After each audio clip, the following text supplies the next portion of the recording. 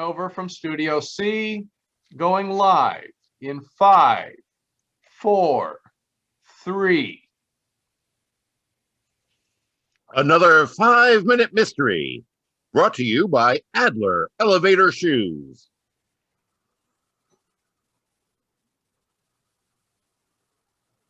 Sound, city traffic. Extra, read all about it. Read about the murder of millionaire Timothy Fuller. Thank you, sir. Timothy Fuller murder unsolved. Who shall I say is calling, sir? Jack Curtis of the Evening Chronicle. Oh, yes, Mr. Curtis. If you will follow me, sir, Mr. Fuller will see you. Sound, footsteps, door opens. Mr. Curtis is here, sir. Thank you, Mrs. Martin. Sound, footsteps, door closed, more footsteps. Mr. Fuller? Yes, I'm Leslie Fuller. It was my father who was killed. My condolences, Mr. Fuller. Thank you again for agreeing to meet with me. According to reports, the case isn't progressing so well. No, it isn't, Mr. Curtis. It seems to be a complete mystery as to who could have killed my father. Possibly some intruder. Possibly. Possibly have MS. I wonder if it'd be possible to talk to the other members of the household. Yes, of course. Right now, there's just Mrs. Barton, our housekeeper, and my sister Barbara, and myself, of course. Sound, door opens. Did you ring, sir? Yes, Mrs. Barton. Mr. Curtis would like to talk to you and my sister. Would you get her for me? She's in the other room. Yes, sir. Sound, door closes. Mr. Fuller, were you at home the night your father was killed? I'm a radio news commentator, Mr. Curtis, and at the time my father was killed, I was on the air. Oh, I don't believe I've ever heard you on the radio, Mr. Fuller. Quite possible you haven't, Mr. Curtis. My commentary is broadcast on shortwave, so unless you have a shortwave receiver... Then... Oh, yes, of course. Sound, door opens. Footsteps. Did you want something, Leslie? Yes, Barbara. May I present Mr. Curtis of the Evening Chronicle? He wants to ask you some questions. How do you do, Mr. Curtis? How do you do, Miss Fuller? You remain also, Mrs. Barton. Oh, yes, sir. Where were you at the time Mr. Fuller was killed, Mrs. Barton? I was in the kitchen, sir, polishing the silver, helping out the cook.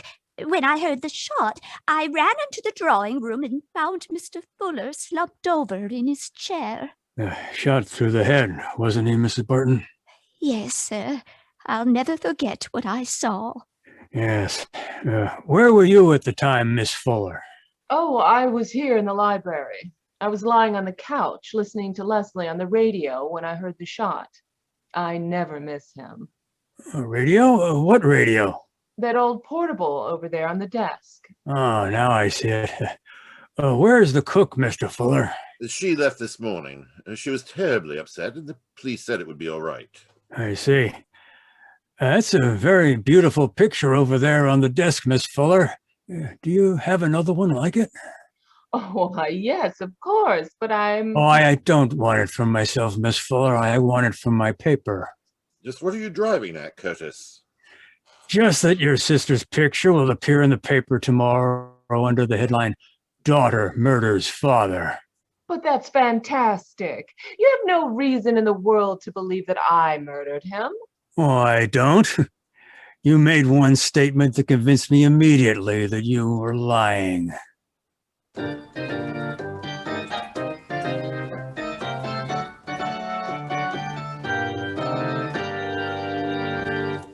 What statement led Curtis to believe that Barbara was lying? We'll reveal that in a moment. But first...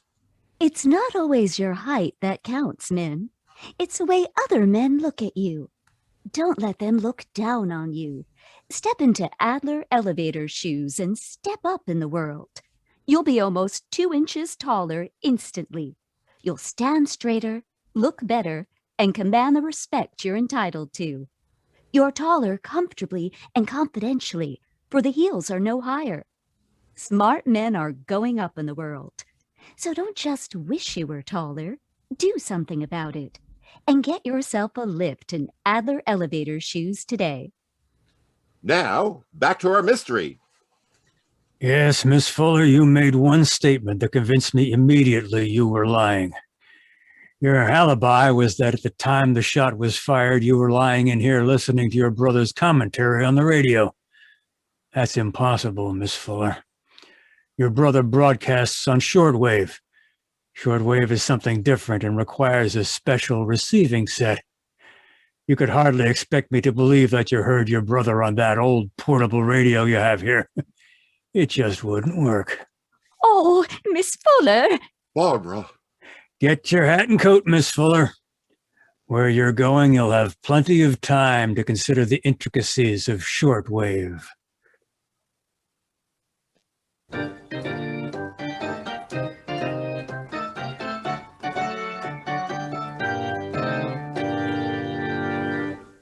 We hope you enjoyed this 5-minute mystery. Stay tuned now for Pat Novak for Hire. Sound. Foghorn. Then footsteps of a world-weary detective.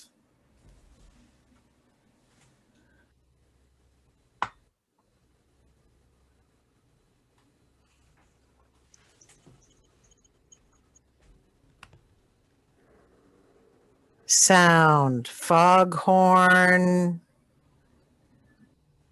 Sure, I'm Pat Novak for hire. Well, that's what the sign out in front of my office says. Pat Novak for hire. Well, there are a lot of ways to put it, but it's easier if you let your slip show right from the beginning. Because down on the waterfront in San Francisco, you got to do a lot of things to make a living. Otherwise, it's like being a CPA in a charity ward. I rent boats and do anything else that keeps a bum lawyer and beer and broadcloth. Works out all right. I make a few bucks. If you forget, there are only 2 questions you can ask anybody down here: when and how much. Even then, you got to watch out, unless you like your trouble without a chaser. I found that out Monday night. I closed shop and walked down the street to Noonan's bar.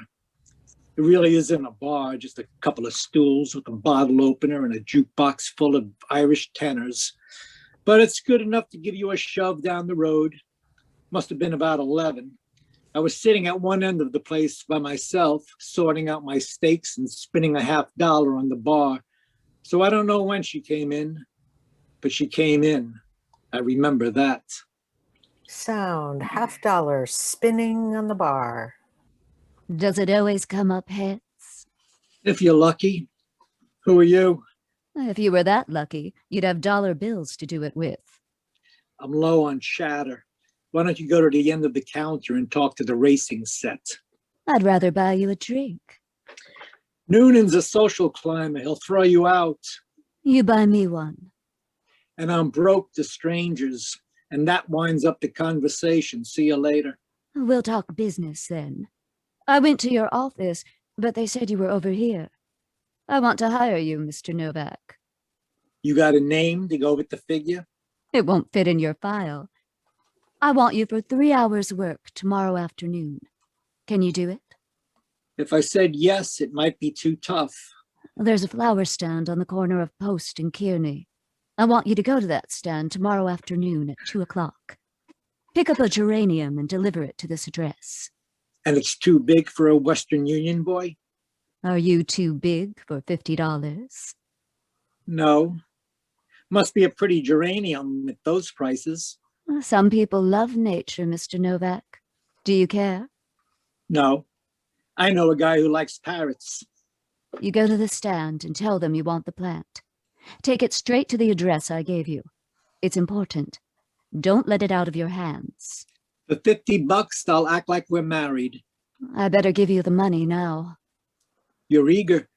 Suppose I don't deliver. I found you tonight. I can do it again. But where do I get in touch with you? You don't. Mr. Novak, this is the last time over the course. So take a good look now. Yeah, it's way past midnight already. Suppose something goes wrong tomorrow. It's very simple, Mr. Novak. You won't have to send for flowers. Good night.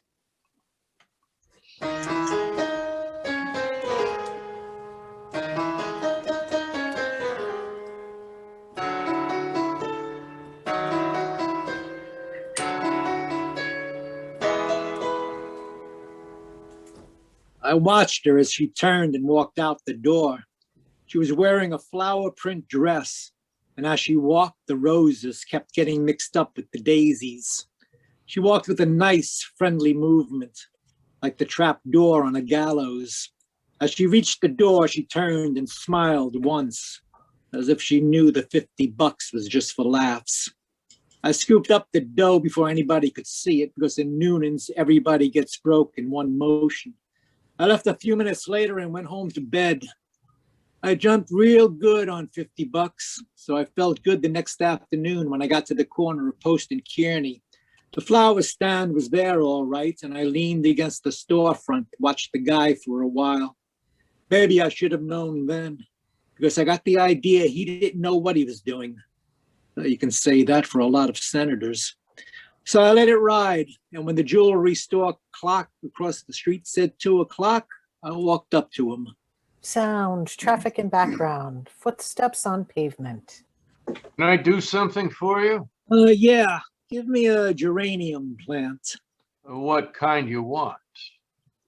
A big one, a small one. I don't care. It's 2 o'clock. I'll take that kind. You want a geranium? Look, it's going to get dark. You got that long to argue? Here's the one you want, then. If you say so. You want to wrap it? No, it's all right. You carry it like that. I look funny walking around with a handful of geranium. Well, why do you want one then? I see. You don't feel like talking about it. No, just take it and be happy. How much? Nothing. Doesn't cost a thing.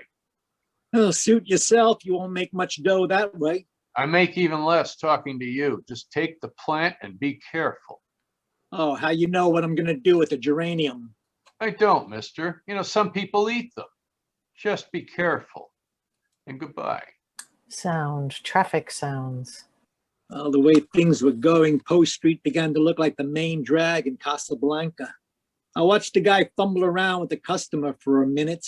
Then I crossed the street and started up Union Square. The cop gave me a kind of funny look when he saw the geranium, and he smiled as if he thought I had a pair of dancing sandals in my coat pocket. About halfway up the block, I stopped to look inside an art store. Right then, I noticed the guy with the cane for the first time. He was standing near me, looking in the other window. He was a little guy, kind of wrinkled and bumpy. His skin looked like a cucumber, full of powder. I started up the street and pulled into a bookstore. He stopped too, and I knew he was following me. When I got to Stockton, I turned left and started up Geary Street. Halfway down, there's a little street called Maiden Lane. Now, it sounds gentle, but so does Vesuvius when you say it fast. I had just started across when a black Nash pulled away from the curb. Some dead relative must have put in a good word for me. Sound, cars, speeding, skidding, and then thuds at Novak. Hey, you all right, mister? Yeah, I'll do, I guess. You're lucky you're not dead. Yeah, we're all that way. Give me a hand, will you? Thanks. That car came out of there and hit you on purpose. You're lucky you're not dead. All right, I owe the house a free roll. This lady here took down the license number. You want it? Oh, yeah, thanks. You sure you're all right? Yeah, I'm a slow bleeder. I dropped a plant somewhere around here. Is this it? This red thing? Yeah, thanks. Didn't even hurt the plant. That's something. You know, when I saw that car come out of there and hit you, you know what I thought about you? That fella's lucky he's not dead. Yeah.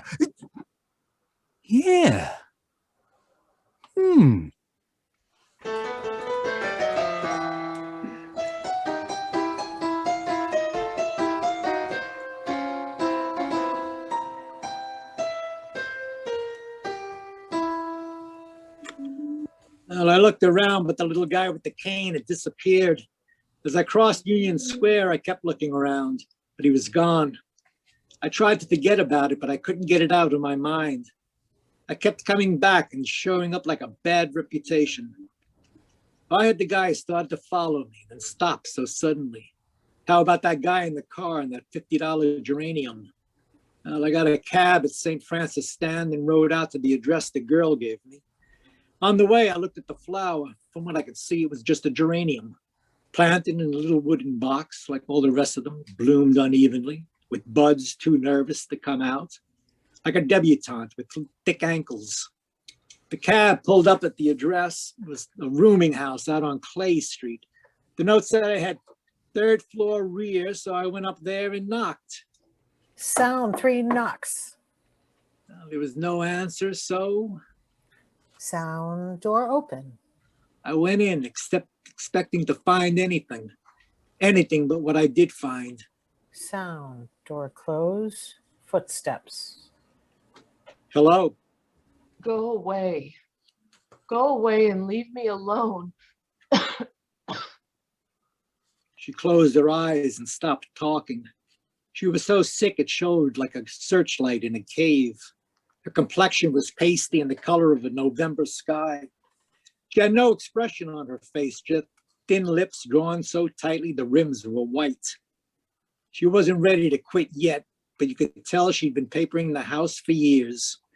Only you wouldn't want to bet on her. She was going to last as long as a warm snowflake. It was easy to tell.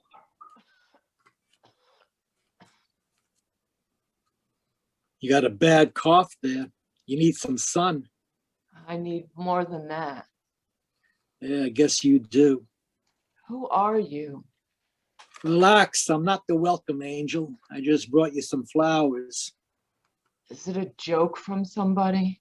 I don't know, lady. With me, it's a $50 hustle. Go away. You want the flowers? You brought them for me, didn't you? So leave them and go away. It's just a geranium. I'm going to leave it on the table. Why'd they send you? My reason was $50. You come to hurt me? I don't know. Do you rate it? Oh, I'm too tired. You couldn't really hurt me, could you? Thank you for coming. Thank you for your kindness. Sure. If that's what it is, you're welcome.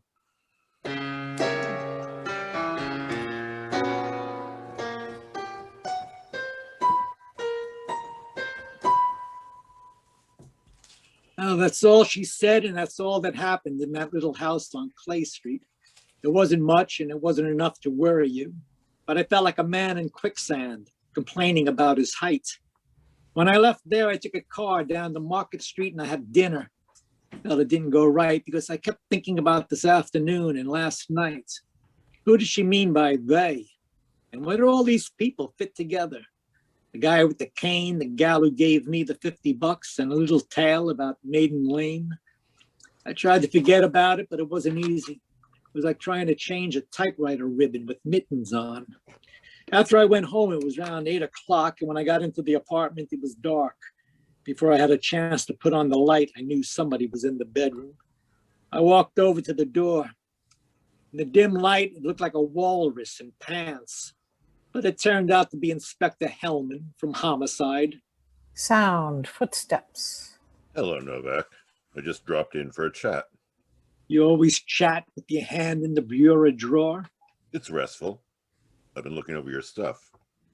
Is this a social call, or are you out stealing? Where you been, Novak? What do you care, Hellman? All right, I'll tell you where you been. In a third-floor room out on Clay Street. I left one this afternoon. It's the same one. Your fingerprints are all over the joint. I'll bet you checked everywhere. And what were you doing out there? Delivering flowers.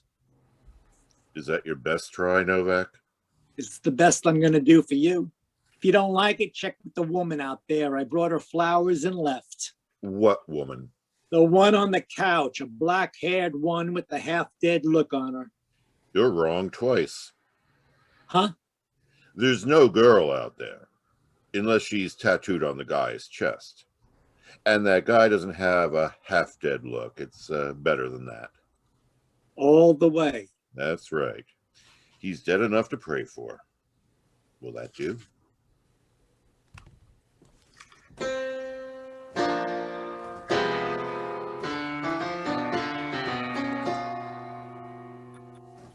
Hellman flipped on the light, and I could see he was real pleased with himself. He was smiling, like the guy who's just found his partner bidding no trump with 13 spades. He sat down on the bed, then unbuttoned his coat. Part of his stomach oozed out and hung over his belt like a 1910 lampshade. He lit a cigarette, then ran his tongue over his teeth, which looked more like old mandolin picks than teeth. He blew smoke and looked about as appetizing as squid pie. Must have been a short argument, Novak. Coroner said the guy checked out in a hurry. And what else does the coroner say? It was good poison. You buy only the best, Novak. Don't stub your toe, Hellman. I went up there to deliver a geranium plant. So far, you got a good case. Guy was poisoned with a spring needle, hidden in that geranium box. Who was he? He didn't say, and there wasn't any identification. And do you want to help? I don't know, Hellman. When I was there, we were doing Camille. Some girl was dying on the couch by inches. It was her room. You better check. We did. The room was rented 10 days ago by a man named George Langley. The landlady says there's never been a woman in the room. And that's what all landladies say. Wake up, Hellman. I stood there and watched her shake like a dust mop for 10 minutes. You can check up on her and check that florist stand on Canyon Post. And what do I check for? Boll weevils? He's the guy that gave me that geranium plant. We'll check. I want you down at headquarters by midnight tonight, Novak. You can talk to yourself till then. After that, you talk to us. I'll make it up from here on in, Hellman. You don't like it the other way. Suit yourself, Novak. You know when you're due. In the meantime, we'll find out what we can. I can't wait that long, Hellman. You couldn't find a tractor on the back porch. I'd hang if I waited for your boys. That's what you're going to do.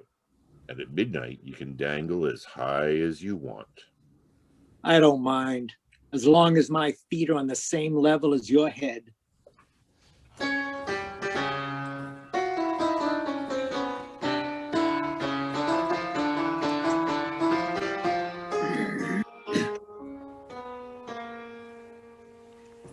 When Hellman left, I sat down and tried to piece the things together.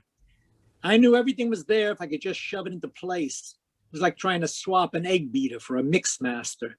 I was pretty sure there was something about the geranium plant that I should remember. One little thing that threw everything else out of focus. I finally gave up. I was $50 ahead and one murder rap behind. Depends on how you like your fun. $50 is all right, but the pleasure's limited, like giving somebody a hot foot in an ammunition dump. If I was going to drag the town, I was going to need help. So I looked up the only honest guy I know, an ex-doctor and a boozer by the name of Jocko Madigan. He's all right for a guy who thinks people with steady hands are lazy. I finally found him in a little tinsel joint on Mason Street. It was high class for the neighborhood. The smoke was only a week old, and they had a cigarette girl, a long, leggy biscuit that wandered around trying to sell a sour smile at sweet prices. Sound, glasses, clinking, drunken background chatter. Jocko was down at the end of the bar rolling some olives back and forth. The rhythm was fine. Ah, Patsy, you're just in time to help me off the wagon. A stout glass for Mr. Novak. No, I want to talk to you, Jocko. Sound, pouring of drink.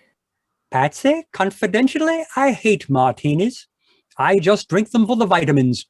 Everybody should have a few vegetables, and I have chosen olives. Look, I'm in trouble, Jocko. Will you sober up and talk? Oh, I could do that easily. I've done it 2 or 3 times, and it's no trick at all. But I refuse, because it's a vulgar display of willpower. Will you stop, Jocko? You know, Patsy, there are only 2 things that could cause my downfall.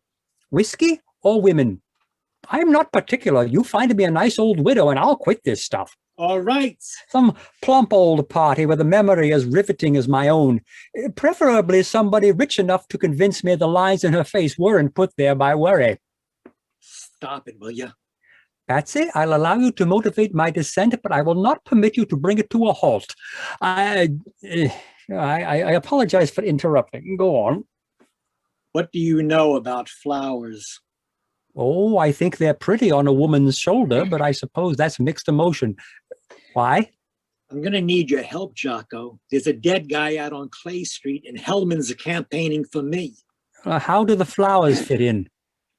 A geranium plant. The guy was poisoned with a needle in the box. I took the plant up there to a woman. Clumsy approach. Why a geranium plant? It's a mixed up story. I got hired in Noonan's bar to pick it up this afternoon at Post and Kearney. I got gumshoed up Post Street and got hit by a car on Maiden Lane. Yeah, you looked bent when you walked in. I took it out to this address and gave it to a dying woman. Now she's disappeared, and Hellman is out for me for the dead guy on her floor. I need some help, Jocko. I got to find a way out of this. Well, you passed up a golden opportunity when that car hit you. That's one of the places you come in. Now, here's the license. I want you to hop down and check the registration, will you? What else? Find out who runs that flower stand on the corner of Post and Kearney. Now, if you get back to me in time, I can check it tonight.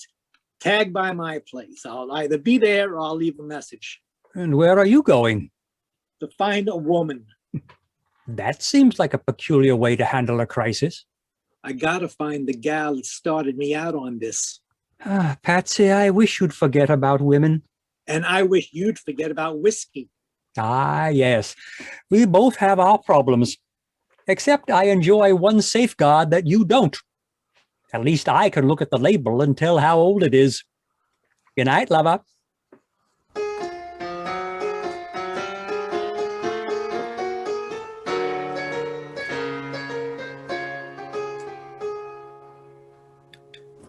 We'll return to Pat Novak, but first. You know, Mike, you're a darn good-looking fellow. I bet you have lots of girls crazy about you. I don't know. Oh, you're just being modest. But tell me, how do you feel when you're in love? How do I feel? Oh my gosh, Bob, it's the most wonderful feeling in the world.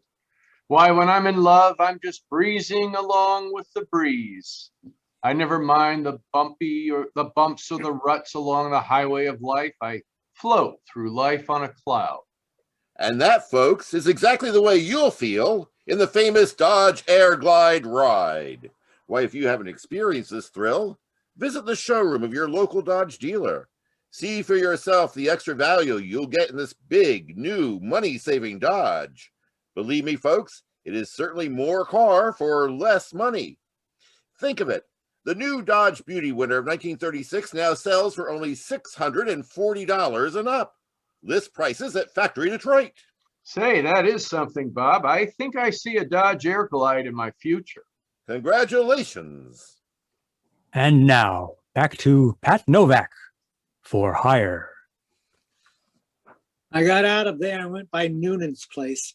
I asked if he knew the girl in there last night.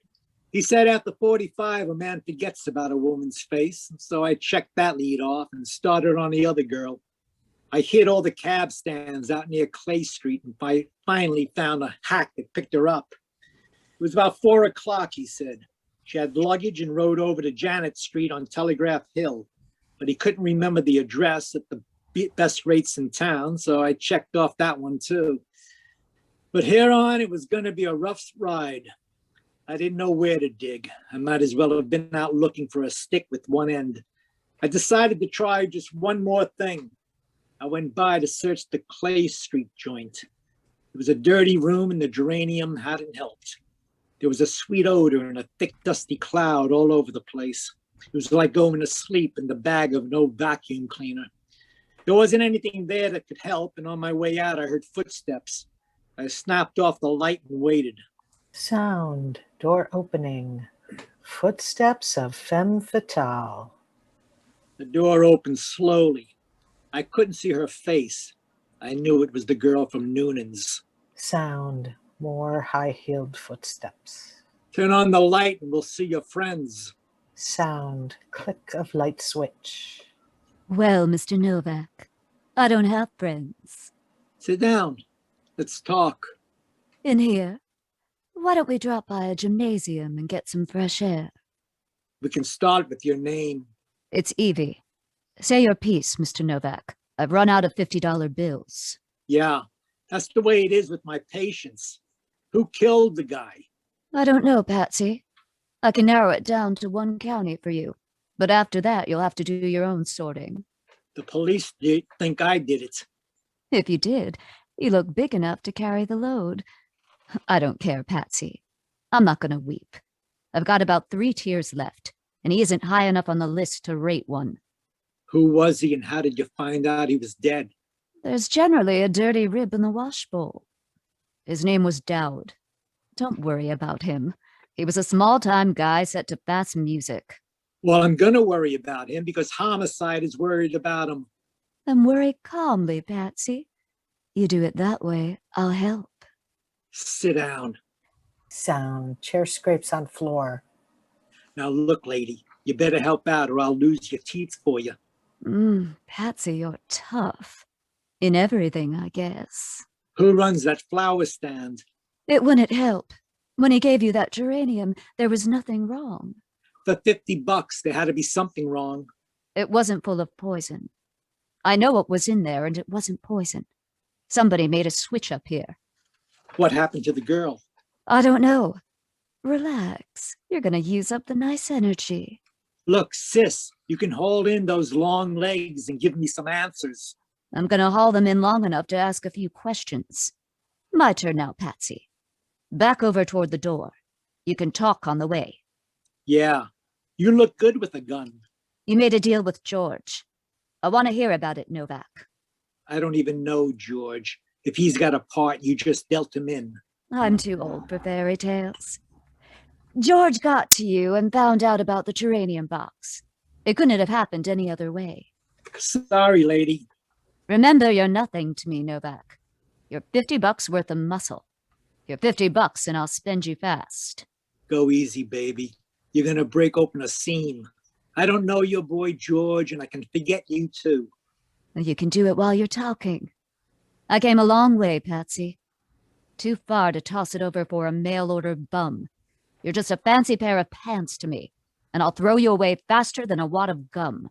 Well, here's your chance, baby. Come on. Sound. Chair tipped over. Let go! You're hurting my shoulder! Relax. You're not going to have one in a minute. Come on, drop it. Sound. Gun drop. Reach down for that gun and I'll jam you in the basement faster than a ton of coal. All right. Now, let's hear you talk. Sound. 3 whacks to back of head. Oh. Sound. Body drop. I would talk, Patsy, but you're not listening.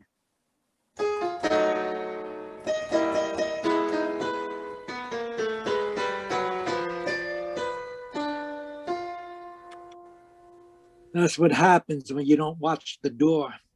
Somebody falls in love with the back of your head. I didn't even have a chance to see you hit me. I don't know what good it would have done, unless you're the kind of guy who keeps a scrapbook on those things. When I woke up, I had company. His was going to last too, only his was going to last longer. It was the little guy with the cane. He tailed me right to the end. He was lying there with his mouth open and a bunch of pink gum showing as if he was trying to pick up a few bucks with a toothpaste ad. I was still groggy and I couldn't see around the room, but I could hear a slow, steady squeaking sound. Squeak of rocking chair. I turned my head and Hellman was sitting in a rocking chair. He looked as happy as a choir boy on Christmas Eve. You have a good sleep, Novak? Why don't they move the morgue down here? Yeah, I guess you ran out of poison, huh? Why don't you go away, Hellman? Home, maybe, huh? I don't owe your wife anything, so I'll wish that.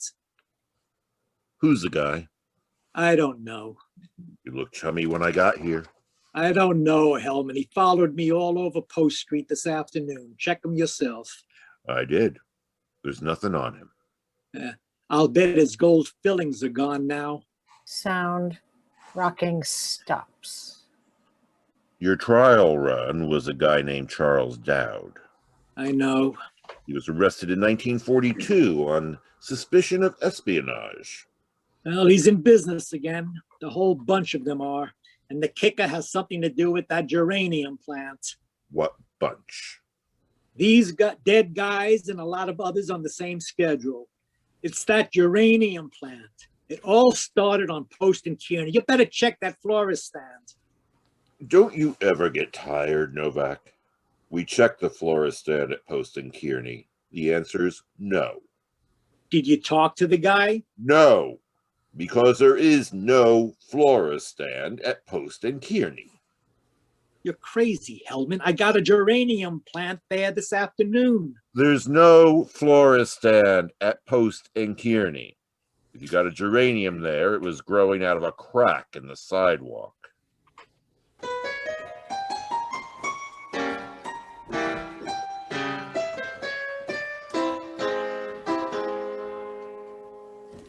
I left Hellman there standing over the dead man.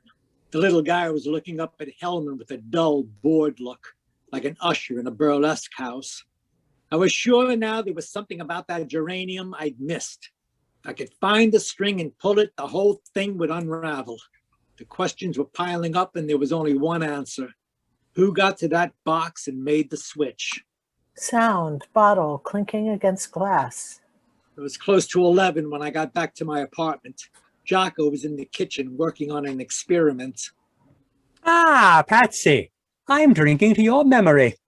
I'm making up for cheap booze with extra sentiment. What did you find out? You were mixed up. There is no flower stand at Kearney and Post. Look, I've been through it all that once already. It was Post and Kearney. I couldn't have made a mistake. Well, anybody can confuse a street. It could be done easily. I once confused 2 whole suburbs. I boycotted a bar in Alameda for months before I found out they gave me the Mickey in San Carlos. Now look, I know what I did, Jocko. Maybe the flower stand moved. Maybe it was never there before. But today it was at Post and Kearney. Oh, now how about that license number? The car is registered in the name of George Langley. Who's he?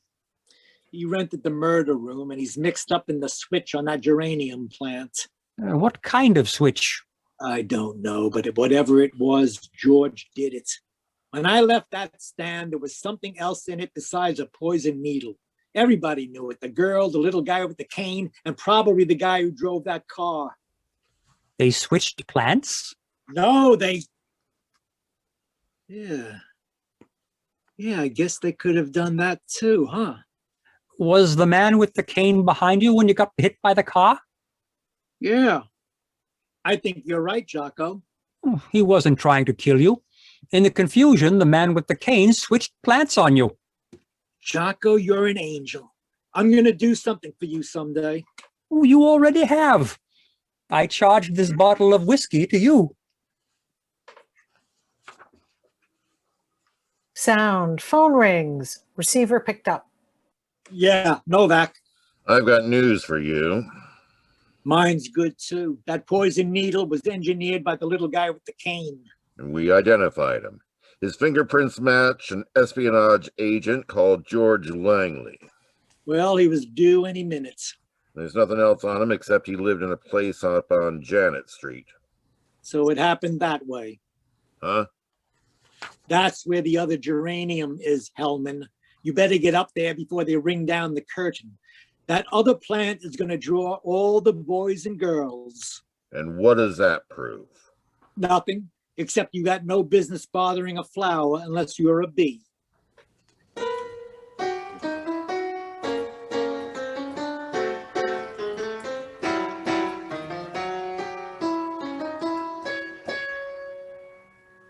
You never know how the cards are going to fall, but when it's a wild game like Red Dog, no matter which way they fall, it's going to hurt.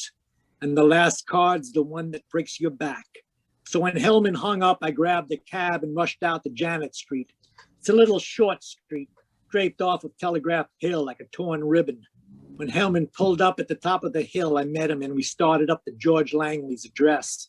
Hellman opened the front door, and as we started into the bedroom, we ran into a traffic jam. Sound, bodies collide. I'm sorry.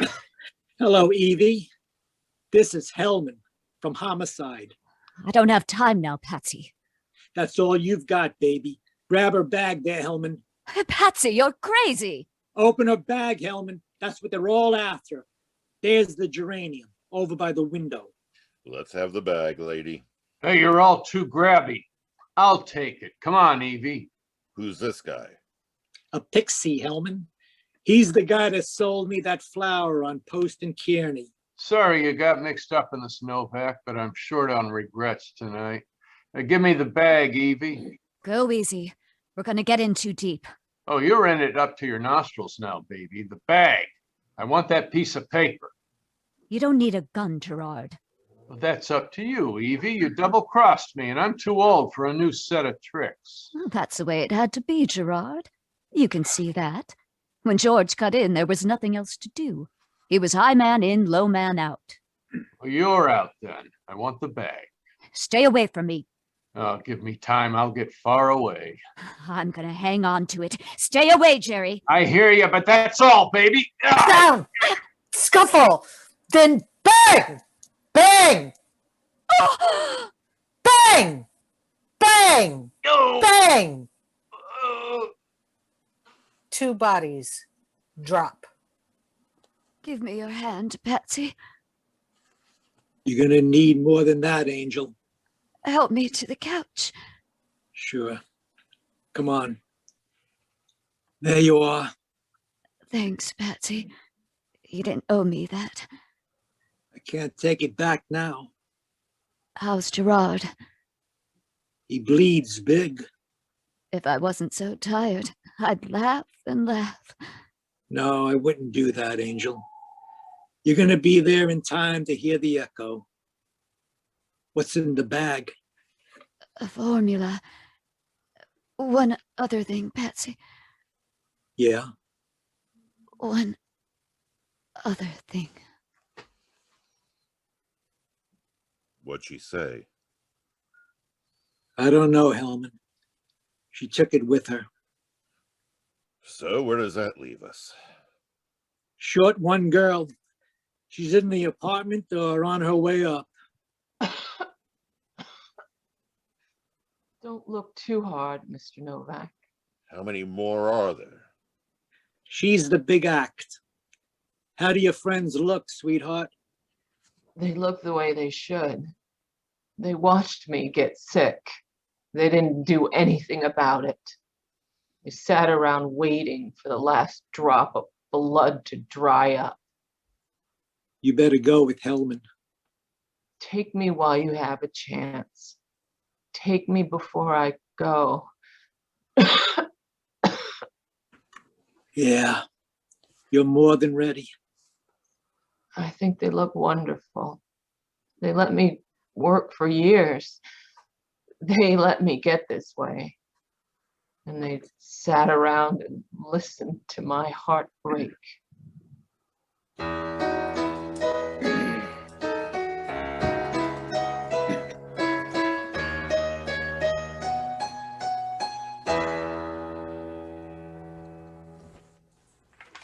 Sound. Foghorn. Well, I don't know why, but Hellman was confused. He finally got the story off the girl in the hospital. All 5 of them had worked together gathering government information.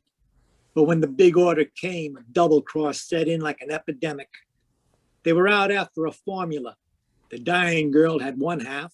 The other half was in that geranium plant. They came off the boat and went to that phony flower stand.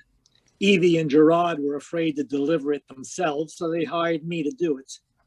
The sick girl was in another frame. She tipped off Langley, and he worked out that hit run with Dowd. Only he forgot to tell Dowd about the poison needle. When Dowd was dead, the girl checked out for Langley's place. Between them, they had the formula, but they got in a beef, so she killed him. She came back to plant a phony lead for Evie, and that's how I got sapped. Evie tumbled and headed for Langley's place. When she left, the girl planted Langley next to me, then went back to watch Evie and Gerard in that overtime match. I guess she was too sick to care one way or the other. Hellman had only one question. How come 5 people got together in one shuffle? I don't know. Except most people are full of a lot of good and a lot of bad. The day we met them, all the bad was showing.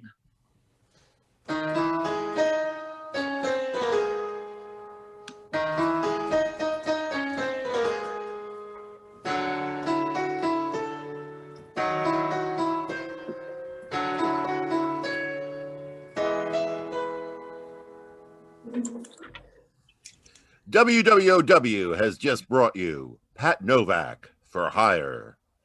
Music for today's episode was transcribed and performed by Heather Edwards. Sound effects were read by DeLisa White.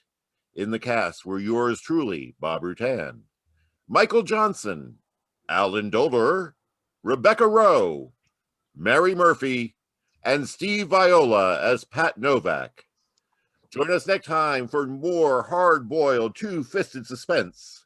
This is a W.W.O.W. radio mystery show wishing you a good night, America. Bye-bye and bye-bye. Bye, bones. And we're off the air.